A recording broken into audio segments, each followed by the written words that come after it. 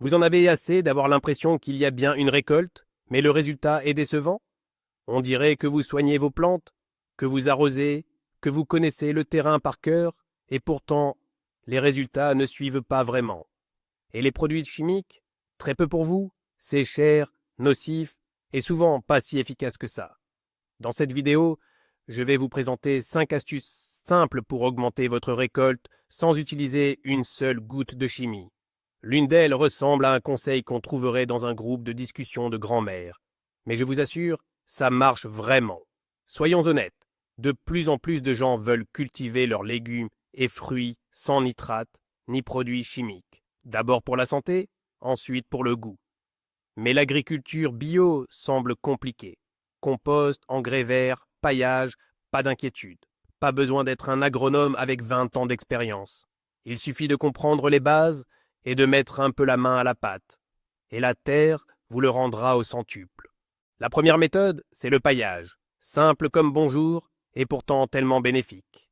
Le paillage consiste à recouvrir le sol d'une couche de matériaux qui aide à retenir l'humidité, à limiter la pousse des mauvaises herbes et à améliorer la qualité du sol. En plus, il protège les racines des plantes des coups de chaleur en été et du froid la nuit.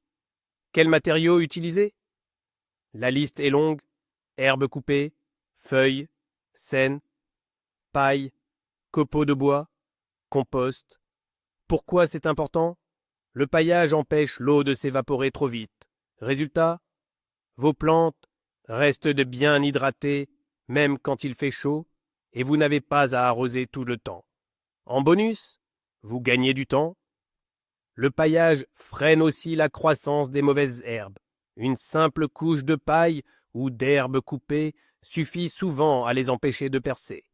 Vous évitez ainsi de passer des heures à désherber. Et concrètement, ça donne quoi? Imaginez que vous mettez du paillis autour de vos pieds de tomates ou de fraises. En plein été, vous pouvez vous détendre, tranquille, en sachant que vos plantes ont tout ce qu'il leur faut, sans effort supplémentaire. Veillez juste à ce que la couche fasse environ 5 à 7 cm d'épaisseur pour bien stopper les mauvaises herbes sans pour autant surchauffer le sol. Un mythe à oublier. Certains pensent que le paillage acidifie le sol. Faux. Au contraire, il améliore la structure du sol, surtout quand les matériaux se décomposent sur place. Les bénéfices d'y sont clairs, et l'effort minimal, c'est vraiment l'une des méthodes les plus simples pour booster vos récoltes. Une autre méthode consiste à utiliser des engrais verts, ces alliés verts souvent oubliés. Les engrais verts sont des plantes qu'on ne cultive pas pour la récolte, mais pour améliorer la qualité du sol. Ils ont la capacité unique de restaurer la structure du sol, d'enrichir sa teneur en oligo-éléments et d'améliorer sa perméabilité à l'eau.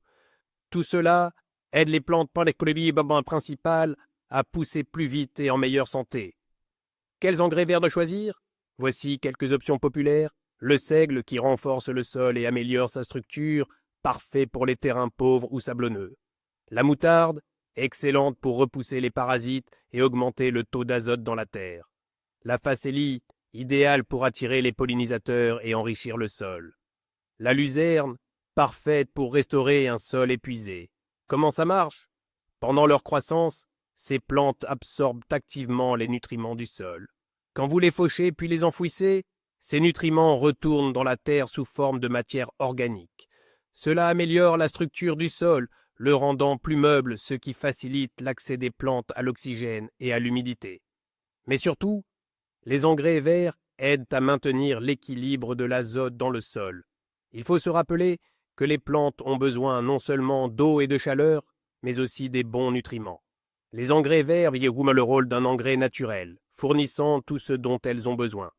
Imaginons que vous ayez semé de la moutarde ou du seigle à l'automne. Au printemps, après les avoir fauchés, la terre sera beaucoup plus fertile et prête pour la culture de vos légumes.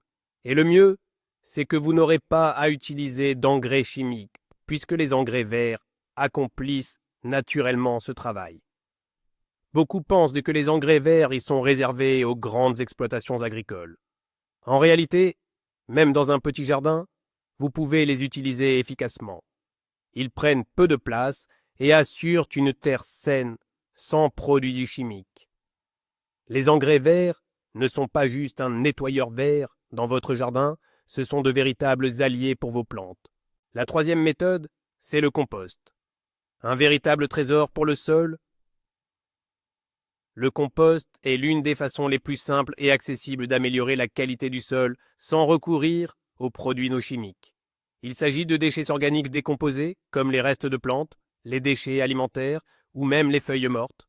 Ces matériaux se transforment en une substance riche qui améliore considérablement la structure du sol et aide les plantes à grandir fortes et en bonne santé. Comment ça fonctionne? À Genève, le compostage est simple. On collecte les déchets organiques, on les place dans un tas ou un bac à compost, puis on laisse faire la nature. Au bout d'un moment, on obtient une matière sombre et friable, un véritable or pour les plantes. Le compost est riche en azote, phosphore et potassium, des éléments essentiels pour la croissance des plantes. Mais ce n'est pas tout. Il améliore aussi la porosité du sol et aide à retenir l'humidité, un atout précieux lors des chaudes journées d'été. Quels matériaux peut-on composter? Voici ce que vous pouvez utiliser. Déchets de légumes et fruits, feuilles mortes, herbes tondues, coquilles d'œufs, carton et papier non imprimé, paille, foin. L'important, c'est de garder un bon équilibre entre les matériaux verts, riches en azote, comme l'herbe coupée, et les matériaux bruns, riches en carbone, comme les feuilles sèches ou la paille. Pourquoi le compost est-il si bénéfique? Le compost n'apporte pas seulement des nutriments essentiels au sol, il en améliore aussi la structure. Il le rend plus léger, favorise la rétention d'eau et permet aux racines de mieux respirer. Résultat, les plantes absorbent plus facilement l'eau et les nutriments et deviennent plus résistantes et vigoureuses. Et on laisse imaginer que vous utilisiez du compost dans votre jardin. Chaque année, votre sol devient plus fertile, vos plantes poussent de plus vite et vous récoltez davantage. Et le meilleur dans tout ça, vous le faites sans engrais chimiques. Certains pensent qu'il faut forcément un tas de compost pour le faire. Pas du tout. Même dans un jardin ou sur un petit terrain, on peut facilement mettre en place un composteur ou simplement réserver un coin pour accumuler ces déchets organiques. Le compost, ce n'est pas juste des déchets, c'est une source magique de nutriments pour votre jardin qui vous rendra service pendant de nombreuses années. La quatrième méthode, c'est l'arrosage goutte à goutte. Un minimum d'eau, un maximum d'efficacité. L'arrosage goutte à goutte consiste à apporter l'eau directement aux racines des plantes grâce à des petits goutteurs ou des tubes spéciaux. C'est une technique très économique puisque l'eau est délivrée précisément là où elle est nécessaire, sans gaspillage ni évaporation. Pourquoi c'est important? L'essentiel, c'est de préserver l'eau. Contrairement à l'arrosage classique qui mouille toute la surface, le goutte à goutte cible la zone des racines. Ça limite la perte d'humidité, ce qui est crucial pendant les fortes chaleurs estivales. Pour les plantes, c'est l'idéal. Elles reçoivent juste la bonne quantité d'eau. Comment ça marche? Le système est généralement monté avec des tuyaux équipés de petits émetteurs qui distribuent l'eau uniformément le long des rangées de cultures. Il suffit de le connecter à votre source d'eau, de régler le débit, et c'est tout. Vos plantes s'hydratent efficacement, pendant que vous gagnez du temps et économisez des ressources. Il existe aussi des systèmes automatiques qui ajustent précisément la quantité d'eau délivrée. Ainsi, on évite aussi bien le manque que l'excès d'humidité, ce qui prévient certaines maladies liées à un arrosage trop généreux. Les avantages de l'arrosage goutte à goutte: 1. Économie d'eau, uniquement là où c'est nécessaire. 2. Réduction des mauvaises herbes. En limitant l'eau aux zones utiles, on freine la croissance des indésirables. 3. Humidité constante. Un apport régulier favorisant une croissance saine des plantes. Imaginez que vous installez ce système sur un rang de tomates.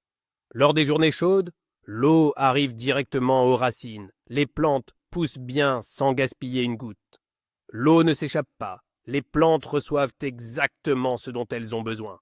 Résultat, une récolte belle, saine et abondante. Certains pensent que le goutte à goutte est trop compliqué à installer. En réalité, les kits modernes sont très simples, même pour les débutants. C'est une solution accessible à tous les jardiniers. L'arrosage goutte à goutte, ce n'est pas seulement une économie d'eau, c'est aussi la clé d'une belle récolte, en toute simplicité. La cinquième méthode, c'est la rotation des cultures. On change les plantes pour améliorer le sol. La rotation des cultures consiste à alterner différentes plantes sur une même parcelle sur plusieurs saisons. Cette technique évite l'appauvrissement du sol, limite l'accumulation de parasites et de maladies, tout en améliorant la structure du sol et en le nourrissant naturellement. Pourquoi c'est important?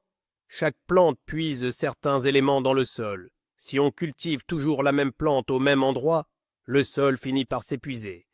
La rotation des cultures règle ce problème, car chaque plante a ses besoins spécifiques et agit différemment sur le sol. Cela permet de rétablir l'équilibre, d'améliorer la fertilité et de réduire l'usage des engrais. Comment ça marche? Le secret de la rotation, c'est de bien choisir l'ordre des cultures. Par exemple, après avoir cultivé des légumineuses qui enrichissent le sol en azote, on plante des légumes qui en ont besoin, comme les pommes de terre ou le chou. Cela évite les carences en nutriments et diminue aussi les risques de maladies, car certains parasites ne survivent qu'avec certaines plantes. Imaginons, vous cultivez des légumineuses sur un terrain, puis des légumes demandant beaucoup d'azote, comme des tomates. Au fil des années, quand le sol commence à perdre ses nutriments, vous retournez aux légumineuses. Cela nourrit la terre tout en protégeant sa santé. Les avantages de la rotation des cultures. 1. Maintien de l'équilibre des nutriments. Le sol ne s'épuise pas grâce à la diversité des plantes. 2. Prévention des maladies et des parasites. Alterner les cultures interrompt leur cycle de vie. 3. Amélioration de la structure du sol. Certaines plantes, comme les légumineuses, renforcent et aèrent la terre. Beaucoup pensent que la rotation est réservée aux grandes exploitations agricoles, mais c'est aussi très utile dans un jardin ou un petit potager. Même sur une petite surface, on peut alterner les cultures et profiter d'une belle récolte sans chimiques. La rotation des cultures est une méthode naturelle et intelligente pour garder un sol sain et obtenir de bonnes récoltes sans recourir à des produits nocifs. Voici un fait intéressant. Un agriculteur français, en abandonnant complètement les produits chimiques, a augmenté sa production de 40% en seulement 3 ans, simplement en utilisant des engrais verts, du paillis et de l'arrosage goutte à goutte. En Inde, des villages entiers sont passés à l'agriculture biologique et vendent désormais leurs légumes 2 fois plus cher, mais parce qu'ils sont propres. Vous voyez où je veux en venir? Ce dont on parle, ce n'est pas juste une mode écolo, c'est un système concret et efficace. Pas besoin d'être un manade de l'agriculture pour commencer chez soi, même dans son jardin. Paillage, engrais verts, compost, goutte à goutte et culture respectueuse, tout ça est simple à mettre en place, et ça donne de vrais résultats. Merci d'être resté jusqu'à la fin. Si cette vidéo vous a plu, mettez un like, abonnez-vous et dites-nous en commentaire quelles sont vos astuces pour produire plus sans utiliser de chimie.